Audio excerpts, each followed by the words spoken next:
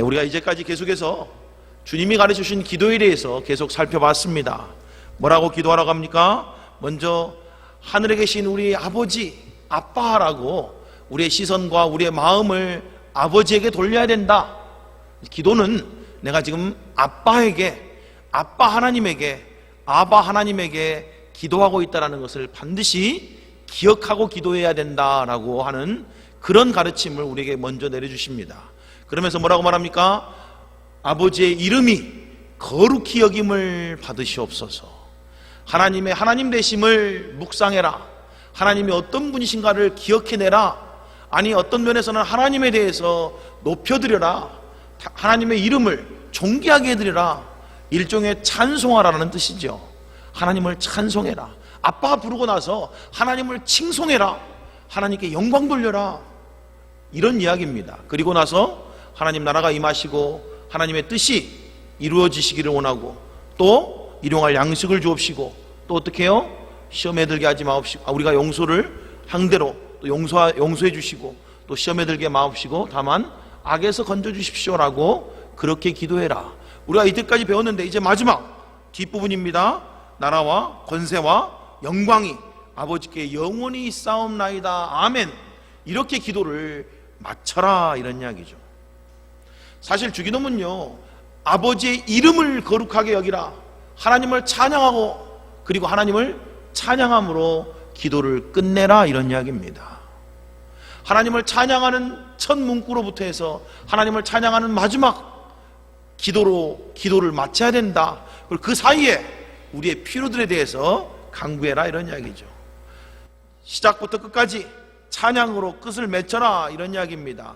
사실 찬양이야말로 하나님이 자기의 백성들에게 명령하신 가장 역동적인 명령입니다. 성경은 우리가 입술을 통해서 하나님을 찬양해야 된다고 말하고, 온몸을 통해서 하나님을 찬양해야 된다고 말하고, 모든 악기와 노래를 통해서 하나님께 찬양하라고 가르치고 계십니다. 우리의 전부를 통해서 찬양하라, 이런 이야기입니다. 전심을 다해서 찬양해라. 그리고 온전한 찬양 가운데 하나님이 자기의 백성을 회복시키시고 그 백성들에게 능력을 더해 주신다라고 말합니다. 성경은 분명하게 말씀하십니다. 하나님이 찬양 가운데 거하신다. 그래서 사실은요, 찬양 중에 하나님을 만나지 않으면 그 다음 시간부터는 진짜 어렵습니다. 왜냐하면 하나님이 찬양 가운데 거하시는데 그때 하나님을 만나지 않으면 말씀 중에 만나겠다? 참 어려워요. 왜냐하면 우리가 들을 기가 별로 없거든요. 찬양 가운데 하나님을 만나지 않으면 말씀 시간이 썩 그렇게 유쾌한 시간이 안 됩니다, 여러분. 아니, 잘 하나님의 말씀이 말씀으로 들려지지 않는다, 이런 얘기예요. 근데 얼마나 많은 사람들이 찬양 시간은 예배 시간이 아니라고 생각해요. 찬양 다 끝나고 슬그머니 기어들어오는 사람들이 많습니다. 여러분 중에는 그런 분이 없겠습니다만은, 근데 성경은 뭐라고 말합니까? 하나님이 찬양 중에 계시답니다. 그러니까 우리가 하나님을 만날 시간에 하나님 안 만나고 엉뚱한 곳에 가 있으면 그 다음부터 하나님 만나기가 정말 어려워진다는 이야기죠. 시편 22편 3절은 분명하게 말씀합니다. 이스라엘의 찬송 중에 계시는 주여, 주는 거룩하시나이다. 우리 주님이 어디 계신다고요? 네, 우리의 찬송 중에 계시답니다. 우리가 찬양할 때 그 가운데 우리 주님이 함께 계신다라는 이야기입니다. 그래서 사실은 찬송할 때 우리 주님 만나야 됩니다. 그 중에 계시는 거니까 우리가 정말 주님 만나는 가운데 찬송해야 되는 거죠. 그리고 말씀 시간은요, 주의 음성을 듣는 거예요. 듣는 시간이죠. 물론 그것도 만남입니다만은 찬송 중에 우리 주님의 거룩한 이름이 높임을 받으실 때 그때 정말 주님을 만나야 된다고요. 찬송 중에 마음의 문을 활짝 열지 않으면 사실 말씀 들을 때 마음 열기는 어렵습니다. 그러기를 거의 할 수가 없는 거죠. 우리가 찬송 중에 하나님 앞에 마음을 팍 열어야지.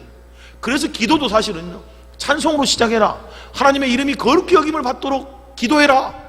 다른 말로 말하면 하나님을 찬송하라, 이런 이야기거든요. 그렇게 하나님 앞에 마음을 활짝 열어야지 그 다음부터 기도다운 기도가 되어간다, 이런 이야기입니다, 여러분. 그리고 마지막 기도를 다 끝내고 나서 마지막도 찬송으로 기도를 마무리해야 된다. 그래서 주기도문이 찬송으로 시작해서 찬송으로 끝나가고 있는 겁니다. 우리 분명하게 말씀드립니다만 기도는 하나님을 만나는 시간입니다. 하나님을 만나는 게 제일 중요합니다. 나의 모든 걸 아뢰고 카타르시스를 느끼는 그게 기도 시간이 아니고요. 다 아뢰고 나니까 마음이 좀 개운하네, 마음이 뻥 뚫린 것 같아, 살 것 같아, 이런 게 기도 시간이 아니고, 기도 시간은 정말 우리와 함께 하시는 하나님을 만나는 시간입니다. 그러니 하나님을 만난다, 거룩하신 하나님을 만난다, 전능하신 하나님을 만난다, 엄위하신 하나님을 만난다. 그러니 기도는 찬송으로 시작하는 것이 마땅하다, 이런 이야기죠. 그리고 기도가 찬송으로 끝나는 것 또한 마땅한 바다라고 오늘 우리에게 그렇게 지금 주님이 기도를 가르쳐주고 계신 것 아니겠습니까? 우리가 찬송 중에 하나님께 가까이 나갈 때 하나님도 찬송 중에 거하시기 때문에 찬송 가운데 나아가는 그들에게 하나님도 가까이 나아오신다, 이런 이야기예요. 하나님을 만나는 가장 중요한 통로는요, 그래서 찬송입니다. 새벽에 기도할 때 보면 우리 교회 성도님들은 아닌데 한 자매님이 오셔서 기도를 해요. 정말 늦게까지 기도하시는데 그분이 기도하시다가 찬송을 합니다. 근데 그 찬송 소리가 너무 듣기가 좋아요. 정말 그 가운데 주님이 계시다라고 하는 확신이 들 정도예요. 그분은 기도하다가 찬송하다가 기도하다가 찬송하다가, 근데 정말 성경적으로 기도한다. 그래서 제가 지나갈 때마다 기도할 때마다 하나님 이 자매를 기억해 주십시오, 하나님 이 자매의 기도를 좀 들어주십시오라고 저도 모르게 더 간절히 기도하게 돼요. 정말 아름답게 기도하시더라고요. 근데 기도는 그렇게 하라고 말합니다. 하나님 앞에 나올 때 찬송으로 기도해라. 하나님을 이름을 거룩하게 여기는 그런 일을 통해서 먼저 나와라. 그렇게 찬송으로 하나님을 만나고 그를 높여드리면, 그리고 나서 그 앞에서 우리의 필요를 아뢰라. 일용할 양식을 위해서 기도하고, 용서를 위해서 기도하고, 유혹에 받지 않도록 기도하고, 악에서 보호해달라고 기도하라. 그리고 기도를 다 마치고 난 뒤에는 뭐라고요? 찬송으로 기도를 마무리해라. 우리가 우리의 문제를 가지고 씨름하면서 하나님 앞에 기도하고, 그리고 나서 그냥 그 기도로 딱 끝내버리면요, 꼭 이런 느낌이에요. 화장실 갔는데 마무리를 안 하고 나온 느낌 있죠. 실컷 기도하고 씨름하고 나왔으니까 얼마나 기진맥진합니까? 그럼 온통 이 문제 때문에 이렇게 고민하다가 하나님 앞에 다 구했는데 진짜 이렇게 문제들과 씨름하다고 그냥 기운 다 빼고 지치고 힘 빠지고 그리고 탈진하고 그냥 기도를 끝낸 것 같아요. 그래서 기도를 그런 식으로 끝내면 마음에 막 기쁨이 있고 평안이 있고 막 새로운 힘이 솟는 게 아니고 그냥 막 몸이 쫙 처지는 거죠. 그래서 기도는 힘들어. 정말 힘들어. 힘들다 야. 두 번 또 기도하긴 정말 힘들어. 이런 마음이 드는 거예요. 그래서 우리 주님이 기도를 문제로 끝내는 게 아니고 구하는 걸로 끝내지 말고 기도는 반드시 찬송으로 끝내야 된다.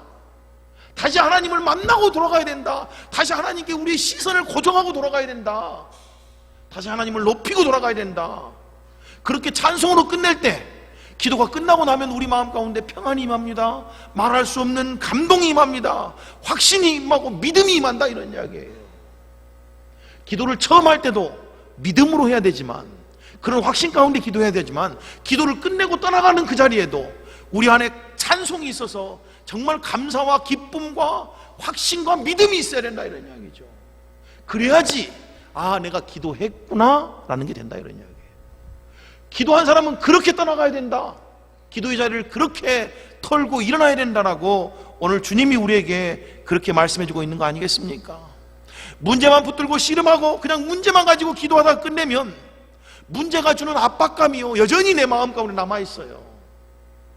그래서 기도는 한 것 같은데 마음에는 부담은 여전한 거예요.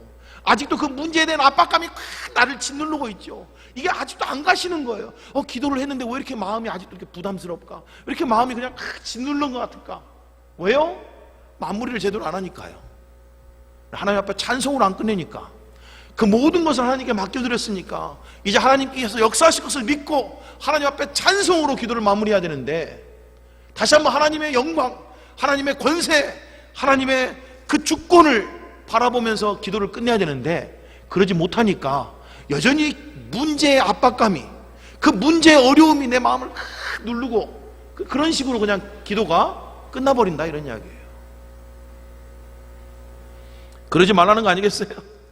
그래서 우리 주님이 기도를 마칠 때는 반드시 하나님을 찬양함으로써 기도를 마쳐라라고 우리에게 가르쳐주고 계신다는 이야기입니다. 우리의 기도가요, 우리의 귀에 들려지고 우리의 마음에 들려져서, 정말 그런데 우리의 기도가 우리의 마음에 막 울리잖아요. 사실은요, 뭐 소리 내서 기도하든지 막 정말 마음으로 기도하든지, 기도할 때 이 기도 소리가 우리의 영혼을 울리는 겁니다. 근데 우리의 영혼을 울리는 이 기도의 제목들이 막 문제만 가득 있다가 끝나버리면 안 된다는 이야기예요. 그 이야기를 하고 있는 겁니다. 우리의 마음에 하나님의 찬양이 울려지게 해라. 그렇게 찬양이 우리 마음 가운데 울려지면 그 찬양 가운데 거하시는 하나님 때문에 우리 안에 믿음이 생기고 소망이 생기고 평안함이 머물러 있게 될 것이다 라는 이야기입니다. 우리가 기도할 때, 이 찬양을 할 때 무엇을 찬양해야 되는지 오늘 본문에 보니까 하나님의 4가지 속성에 대해서 찬양함으로 기도를 마치라 라고 말합니다. 첫 번째는 뭡니까? 우리는 하나님의 주권을 찬양해야 된다. 하나님이 하실 겁니다. 내 모든 문제를 하나님께 맡겨드리면서 하나님이 하실 거예요, 이렇게 찬송하고 마치라는 거예요. 오늘 본문은 나라가 그의 것이라고, 그의 것임을 찬송하라고 가르치고 있습니다. 하나님이 예수 그리스도를 만왕의 왕으로 삼으셨습니다.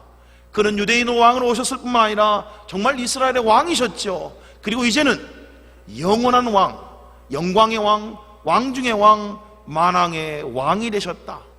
그가 사실은요 모든 인간의 왕이시죠. 하지만 그리스도인들에게는 정말 실제적으로 그가 왕이 아니십니까? 그가 우리 주인이시잖아요.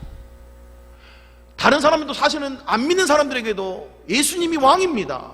그래서 빌립보서 2장은 분명하게 말씀합니다.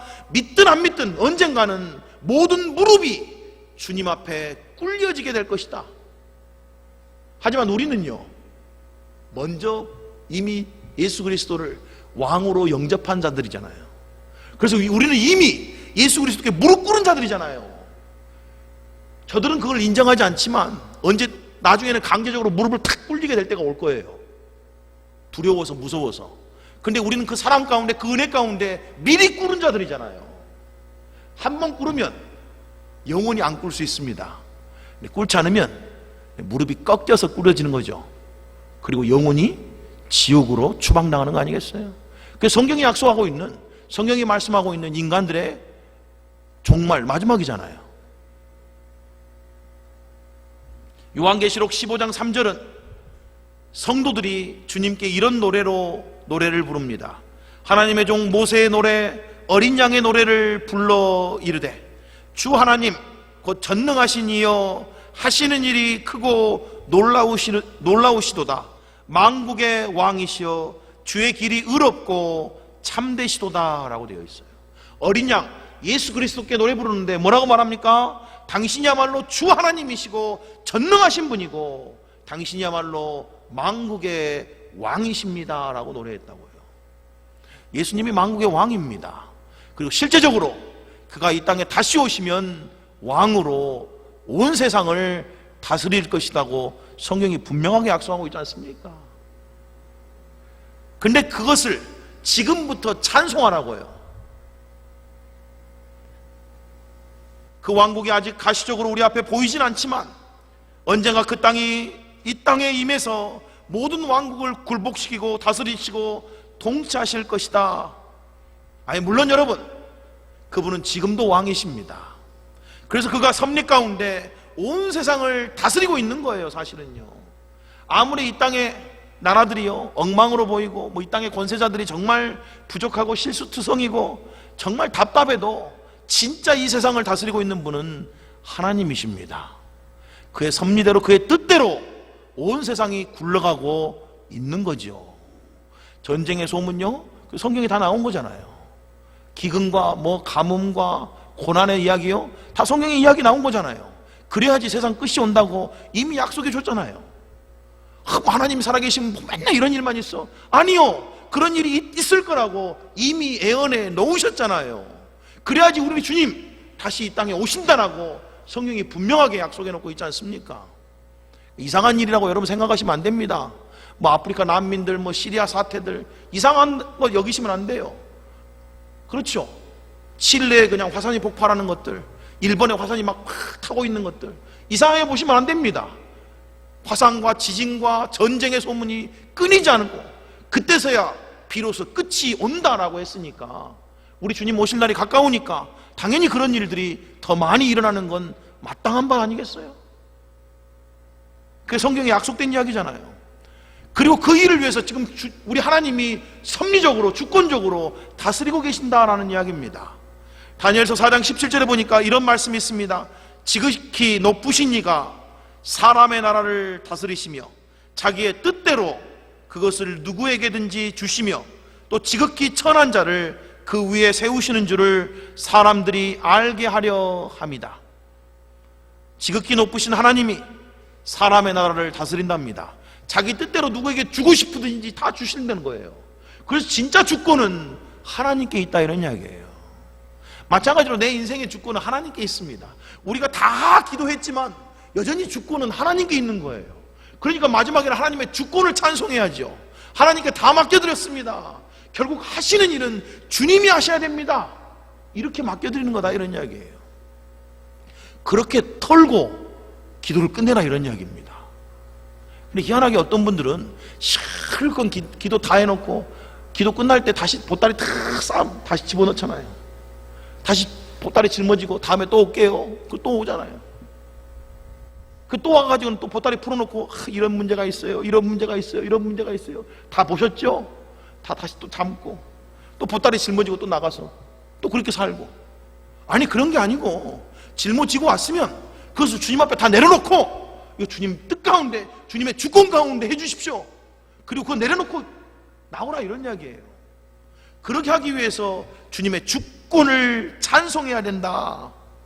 하나님이 온 세상을 섭리 가운데 지금도 다스리고 계시는 겁니다.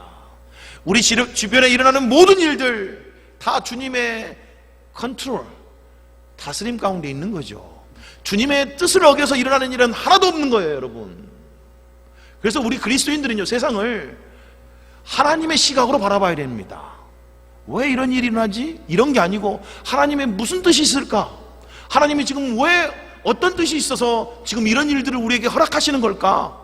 하나님의 관점으로 하나님의 섭리를 통해서 세상을 바라볼 줄 아는 그런 시각을 가져야 된다 이런 이야기입니다. 여러분. 우리 주님이 다 다스리고 계신다. 우리 인생 중 정말 하나님의 장중에서 벗어나는 인생은 아무도 없습니다. 우리는 하나님의 장중에 다 붙들림 바 되어 있는 인생이에요. 다 붙들림 바 되어 있습니다. 오해하지 마십시오. 이 말은 우리가 뭐 노예처럼 어쩔 수 없이 우리가 노예처럼 산다 이런 이야기가 아닙니다. 선택은 많은 경우에 우리에게 주어져 있죠. 이 말은 이런 이야기입니다. 하나님의 섭리 가운데 산다 이런 말은요, 하나님의 영향력 아래 산다 이런 이야기예요. 하나님의 영향력이에요. 어떤 경우든 하나님의 영향력을 벗어날 수가 없습니다.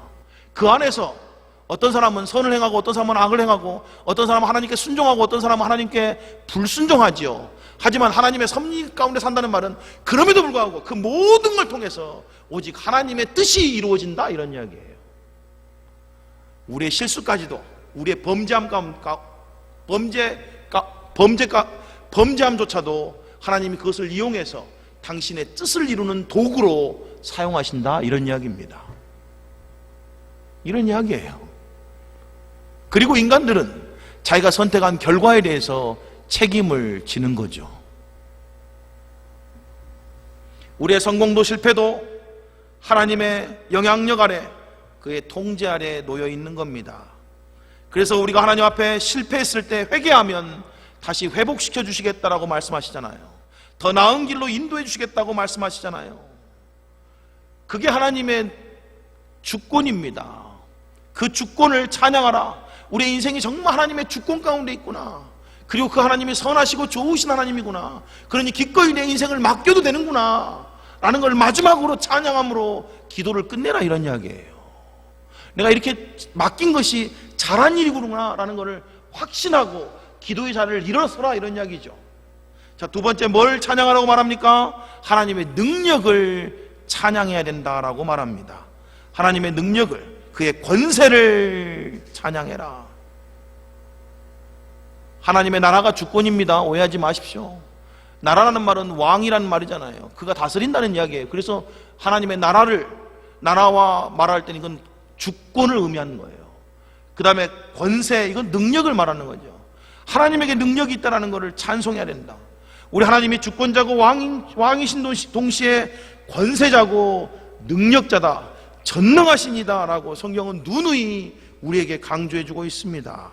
그리고 그는 지금도 열정적으로 온 세상에서 역사하고 계시는 분이시다는, 마찬가지로 그분은 지금도 우리의 삶 가운데 열정적으로 역사하고 계시는 분인 거예요. 우리가 인정을 안 해서 그런 거죠. 우리 삶 가운데 하나님은 깊숙이 개입하고 계십니다. 우리에게 정말 하나님은요, 멀리 떨어져 계시는 분이 아니고 우리 안에 계시는 분이시다 그러잖아요. 우리와 함께 계신다 그러잖아요. 그분이 우리의 삶에 깊숙이 관여하고 계신다고요. 문제는 우리가 그분의 말을 안 듣는 게 문제인 거죠. 우리 안에서 역사하기를 원하시는데, 우리 안에서 일하기를 원하시는데, 그래서 그분이 끊임없이 말씀해 주고 계시는데, 문제는 우리가 안 들어요. 이렇게 살잖아요. 당신은 말해요. 나는 내 마음대로 살 거니까. 이렇게 살잖아요. 그래 놓고 매번 하는 말이 하나님 어디 계셨냐고, 하나님 어디 가셨냐고, 하나님 잠자는 거 아니냐고, 멀리 떨어져 계신 거 아니냐고. 그래서 하나님만 원망하잖아요. 성경은 분명하게 말씀하지 않습니까? 우리 하나님이 임마누엘 하나님이시라. 그가 우리와 함께 계신다. 우리와 함께 계시고 계시잖아요. 그럼 우리 안에서 그냥 잠만 주무시고 계시는 거예요? 멍하니 앉아 계시는 거예요? 멍 때리시면서? 아니요. 그분이 우리와 함께 슬퍼하시고, 함께 고통당하시고, 함께 눈물을 흘리시고, 그러면서 우리를 가장 좋은 길로, 의의 길로, 복된 길로 인도하시기를 원하시는 거잖아요. 그래서 우리에게 말씀해 주시잖아요. 그래서 하나님이 말씀이시다라고 말하는 거잖아요. 근데 문제는 이스라엘 백성들처럼 그 마음이 완악해서, 마음이 곧은 백성이라 듣지 않는다라고 그러잖아요. 듣지 않는다. 아무리 말해줘도, 매를 맞아도 끝까지 안 듣잖아요. 끝까지요. 너희가 어느 때까지 그렇게 맞으려느냐. 그 이사야서 1장에 나온 이야기입니다. 너희가 매를 맞고 맞아도 정말 돌이키지 않는구나. 너희들은 소도 그 주인의 말을 듣거든, 나귀도 그 주인의 음성을 듣거든, 너희들은 야 정말 소만도 못하고 나귀만도 못한다. 야, 그게 이사야서 1장에 나온 이야기 아닙니까? 하나님이 우리를 통치하십니다. 그분이 우리를 다스리기를 원하세요. 그의 권세가 그분에게 있습니다. 문제는요, 우리가 그분의 능력을 인정해야 된다는 거예요. 인정하시라고요. 사람으로는 할 수 없으나 하나님으로서는 다 하실 수 있느니라. 하나님이 역사하시면 못할 일이 없다잖아요. 우리 눈에는 정말 믿을 것 같지 않은 사람도 하나님이 역사하시면 믿는다니까요. 우리 눈에는 도무지 안 될 것 같은 여리고성 같은 견고한 성이라 할지라도 하나님이 역사하시면 빙글빙글 돌기만 해도, 한강하게 돌아만 다녀도 그냥 확 무너진다니까. 여러분, 우리 눈으로는 정말 이 홍해바다가 끔찍도 안 할 것 같은데, 우리 주님이 후 부르시면 그 가운데 길이 쫙 난다 그러잖아요. 우리 하나님이 후 부으신 거예요. 바람을 후 부르셨다고요. 그때 홍해가 갈라져가지고 마른 땅이 드러났다 그러지 않습니까? 우리 하나님에게서 못할 일이 없다. 우리가 그걸 인정해야 된다. 우리 주님이 바다도 바람도, 아니 질병도 죽음도 우리 주님의 말씀 앞에 굴복했잖아요. 여러분, 능력이 주님께 있다. 그걸 알아야 된다, 이런 이야기입니다. 그걸 찬양으로 마무리해라. 나는 부족하지만 나 주님께 다 맡겼으니까 주님이면 능히 할 줄 압니다. 맡기고 왔으니까 이제 전능하신 분에게 맡기고 왔으니까 내가 이제 고민할 일이 아니지. 이렇게 사시라고요. 이렇게 사시라고요. 여러분 오해하지 마십시오. 낙천적인 성격은 믿음이 아닙니다. 그렇죠? 왜냐하면 안 믿는 사람도 낙천적인 사람이 많아요. 근데 믿음 있는 사람은 반드시 낙천적인 성격을 갖고 있습니다. 그게 믿음의 특징이에요. 그렇잖아요. 하나님께 다 믿었으니까 아유 언젠간 애 낳겠지요 뭐. 아니 10년밖에 안 됐는데 언젠간 애 낳겠죠. 약속해 주셨거든요. 20년째 된 거예요. 아유 언젠간 애 낳겠죠. 뭐 고민하십니까? 애 낳겠죠. 하나님이 약속해 주셨으니까요. 아이 속도 좋으십니다. 20년 동안 애는 한 번도 안 나왔는데 무슨 애 낳았다고 그따위 소리 납니까? 아이 무슨 이야기입니까? 하나님이 약속해 주셨는데요. 애 낳겠죠 뭐. 24년째 돼도 아이 애 낳겠죠 뭐. 낳지 않겠어요 말씀하셨는데. 로마서에 보면요 우리 아브라함 할아버지가 그렇게 믿었대요. 그렇게 믿었답니다. 그리고 그것을 하나님이 의로 여기셨다 그러잖아요. 하나님은 사랑이시다라고 말합니다. 하나님의 성품 중에는 사랑이 있습니다. 하지만 사랑은 하나님이 아닙니다. 그게 거꾸로 되면 비성경적이에요. 그렇죠? 그럼 모든 사랑은 다 용납이 되는 거잖아요. 불륜도 용납이 되고 사랑이라고 하면 다 용납이 되는 거예요. 그 사랑 자체는 하나님이 아니지만 하나님은 사랑이세요. 하나님의 성품 중에 사랑이 있다 이런 이야기 마찬가지입니다. 낙천적인 성격 자체는 믿음이 아니지만 믿음은 필연적으로 낙천적인 성격을 만들어낸다 이런 이야기예요. 우리 주님을 믿으니까 그런 거 아니에요? 우리 주님을 믿으니까요. 하나님의 주권을 믿으면 하나님의 능력을 믿으면 다 맡길 수 있는 거 아니냐고요. 그러니까 기쁘고 감사한 게 되는 거죠. 어떻게 하나님의 주권을 믿지 않는데 어떻게 기쁘고 감사할 수 있냐고요. 여러분 항상 기쁘다? 이처럼 낙천적인 사람이 어디 있어요? 항상 기쁘다니요. 항상 감사다니요. 말이 됩니까 이게? 어떻게 가능하냐고 그런 성격이요. 우리 주님의 능력을 믿으니까 가능한 거 아니에요. 능력을 믿으니까요. 그래서 사도 바울이 이렇게 말합니다. 우리가 이 보배를 질그릇에 가졌으니 이니 심히 큰 능력은 하나님께 있고 우리에게 있지 아니함을 알게 하려 함이라. 나는 질그릇일 뿐입니다. 능력은 주님이십니다. 근데 그 능력이 내 안에 있습니다. 그러면서 사도 바울이 늘 고백한 게 뭐예요? 나에다 낸 것은 하나님의 은혜입니다. 매 맞아도 하나님의 은혜입니다. 돌에 맞아 죽을 뻔해도 하나님의 은혜입니다. 자기의 손길을 통해서 기적이 일어나도 하나님의 은혜입니다. 자기가 전하는 복음을 통해서 수많은 사람들이 구원받아도 하나님의 은혜였습니다. 강도의 유업과 배고픔에 어려움을 겪어도 다 하나님의 은혜입니다. 아니 이렇게 성격이 좋을 수가 있냐고 여러분. 왜 그런 것 같아요 여러분? 주님의 능력을 믿기 때문이 아니냐고요. 주님의 주권과 주의 능력을 믿으니까 그런 성품이 나오는 거 아니냐고 여러분. 적어도 그리스도인들은 그런 삶을 살아야 되는 거 아니에요 여러분. 그런 삶을요. 근데 세상 사람들보다 더 우울하게 살고 더 염려하며 살고 더 근심하고 살고 더 걱정하고 사니까 세상 사람들이 그럴 거 아니에요. 믿으나 마나 뭐 똑같네 뭐. 아니 믿는다고 하는 사람이 더 괴롭게 살더라야. 더 머리 아프게 살더라야. 더 그냥 염려하며 살더라야. 이러면 말이 안 되는 거잖아요. 세상에 안 믿는 사람들도 막 희낙낙 좋은 게 좋은 거야 막 이러면서 막 기쁘게 살라 그러는데 우리는 막 더 우울하게 살고 더 힘들게 살고 더 막 괴롭게 살고. 아니 대체 우리의 믿음은 다 어디 갔냐고 여러분. 우리가 믿는 주님의 능력은 다 어디 갔냐고요 여러분. 그러니 기도를 마쳤을 때는 하나님의 능력을 찬송해라 이런 이야기입니다. 세 번째입니다. 우리는 하나님의 영광을 찬송해야 됩니다. 영광이 아버지의 것이다 라고 오늘 본문이 말씀하고 있습니다. 시편 104편 2절은 이렇게 말합니다. 주께서 옷을 입음같이 빛을 입으시며 하늘을 휘장같이 치셨다. 이게 하나님의 영광이래요. 하나님 옷을 빛같이 입으셨다. 그래서 하나님을 봤다고 하는 성경의 사람들이요 빛이 그냥 확 찬란하게 비치는 거예요. 하나님을 제대로 못 보는 거죠. 오직 빛만 보는 거예요. 하나님은 빛이니까 눈이 멀거든요. 그러니까 못 보는 거죠. 빛만 바짝바짝 하고 있는 거지. 그 요한계시록에도 보면 하나님 앞에 나갔는데 막 빛만 바짝바짝 해가지고 밑에 하얀 것 같은데 막 빛만 바짝바짝 해가지고 얼굴을 제대로 못 들고 보지를 못하잖아요. 그러니까 제발 하나님 봤다 이따위 소리 하는 사람들은 다음부터는 절대 만나지 마십시오. 어떻게 봅니까? 하나님 빛이신데요. 봤으면 눈이 멀어 있어야죠. 안 그래요?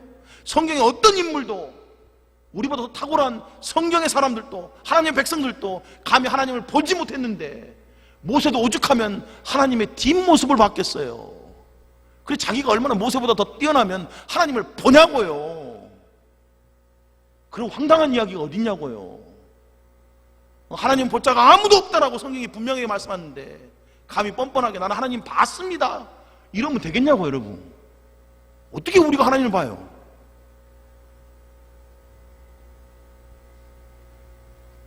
요한일서 1장 5절은 하나님을 빛이시니 그에게는 어둠이 조금도 없으시다라고 말합니다. 하나님의 임재가 가득한 곳에는요, 그렇게 하나님의 빛으로 충만해져서 어둠이 걷힌다라는 이야기죠. 그래서 우리의 기도 자리가 하나님의 영광으로 가득한 자리를 만들어라. 마지막에 하나님의 빛으로 나를 쬐야 된다.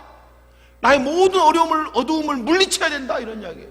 오직 하나님께만 영광이 되게 해주십시오. 이렇게 기도해야 된다. 그리고 여러분 기억하십시오. 우리가 기도하는 것들 하나님이 다 듣고 계시잖아요.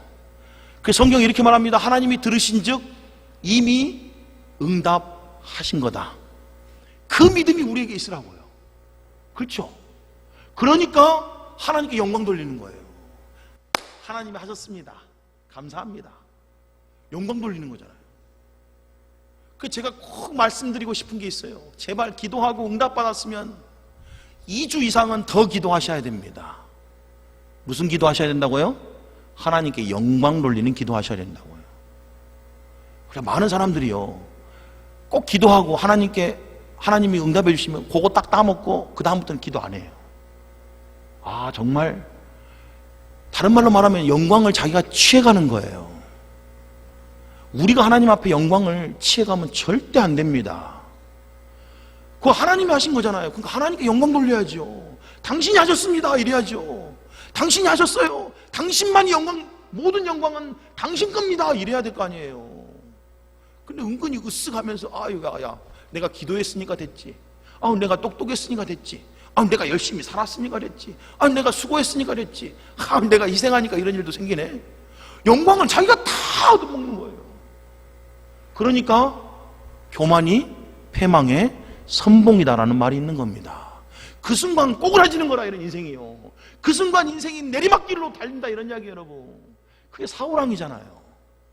전에는 그렇게 겸손하더니 내가 무슨 이스라엘 왕이나 되겠어요? 나 같은 사람이 무슨 이스라엘 왕이 될 수 있겠어요? 나같이 이렇게 부족한 사람이 무슨 그런 일을 할 수 있겠어요? 하나님이 그를 높여줬더니 나중에 목이 힘들어가가지고 제발 나를 좀 백성들 가운데 높여주세요. 나를 좀, 내 이름을, 내 체면을 좀 봐주세요. 하나님 말씀 다 순종 안 했어도 내 체면을 봐서 와서 좀 제사 좀 지내주세요. 이러고 있잖아요. 그래서 하나님이 그를 버렸다 그러지 않습니까? 기도가 응답됐을 때가 제일 중요한 인생의 위기라는 걸 여러분 알고 계십니까? 그때 어떻게 결단하고 그때 어떻게 행동하느냐에 따라서 그 다음도 계속해서 축복의 길을 가느냐, 그렇지 않으면 계속 꼬그라지는 인생을 사느냐가 결정된다, 이런 이야기. 여러분, 그래서 기도를 어떻게 끝내래요? 하나님 영광은 하나님 것입니다 이렇게 하라고요. 하나님이 하셨습니다. 하나님이 다 영광 받으세요. 나는 하나님의 은혜입니다 이렇게만 고백하라, 이런 이야기입니다. 그렇게 기도를 끝내야 된다.